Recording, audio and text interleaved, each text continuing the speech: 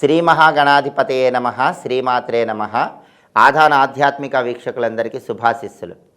పిల్లలు చెప్పిన మాట వినాలంటే, మొండితనం తగ్గాలంటే ఎలాంటి శక్తివంతమైన పరిహారాలు పాటించాలో ఈ వీడియోలో మనం తెలుసుకుందాం.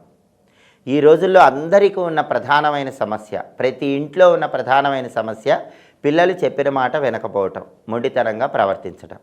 ఈ సమస్య నుంచి బయటపడాలంటే శక్తివంతమైన పరిహారాలు చేసుకోవాలి. వాటిలో అత్యంత శక్తివంతమైన పరిహారం పీచు ఉన్న కొబ్బరికాయ పరిహారం.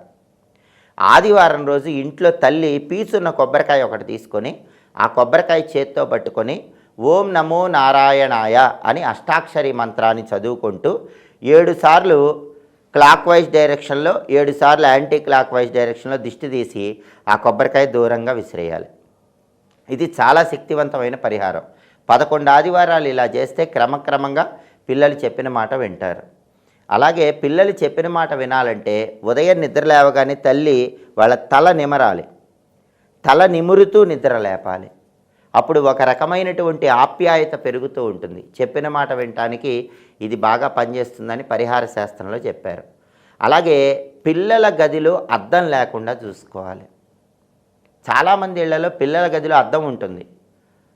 వాళ్ళు ఎప్పుడూ అద్దం చూసుకుంటూ ఉన్నట్లయితే సౌందర్యం మీద ఆసక్తి పెరుగుతూ ఉంటుంది, చెప్పిన మాట వినటం తగ్గిపోతూ ఉంటుంది.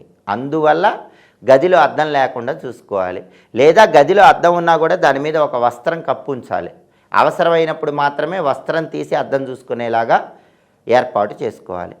పిల్లల తల దక్షిణం వైపు కానీ నైరుతి వైపు కానీ బెడ్రూమ్లో ఉండేలాగా చూసుకోవాలి.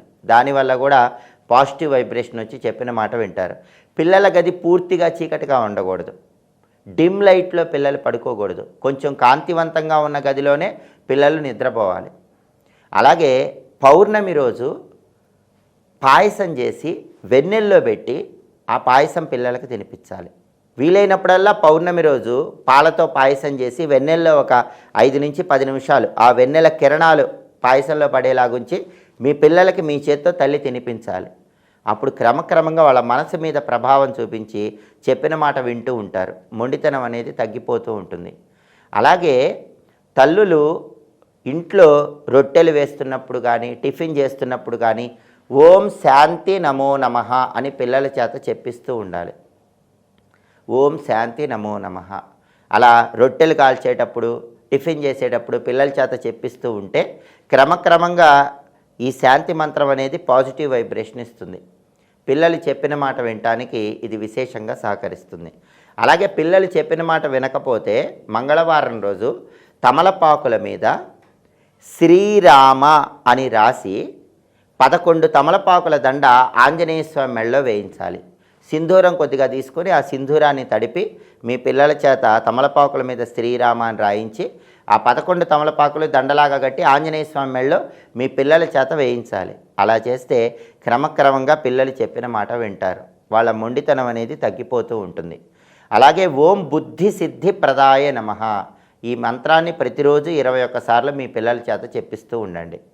ఓం బుద్ధి సిద్ధి ప్రదాయ నమః ఈ మంత్రం చెప్పిస్తూ ఉంటే క్రమక్రమంగా పిల్లలు మాట వినటానికి ఈ మంత్రజపం అనేది కూడా విశేషంగా సహకరిస్తుంది. కాబట్టి ఏ ఇంట్లో అయితే తల్లిదండ్రుల మాట వినకుండా పిల్లలు మొండితనంగా ప్రవర్తిస్తూ ఉంటారో ఆ ఇంట్లో ఈ శక్తివంతమైన పరిహారాలలో వీలైన పరిహారాలు పాటించండి. పిల్లలకు ఉన్నటువంటి మొండితనం సమస్య తగ్గింపజేసుకొని సకల శుభాలను సిద్ధింపజేసుకోండి. సర్వే జనాః సుఖినో భవంతు. స్వస్తి. ధర్మం, మర్మం, శాస్త్రం, స్తోత్రం ఇలాంటి మరెన్నో విషయాల గురించి తెలుసుకోవడానికి సబ్స్క్రైబ్ చేసుకోండి ఆధాన్ ఆధ్యాత్మిక.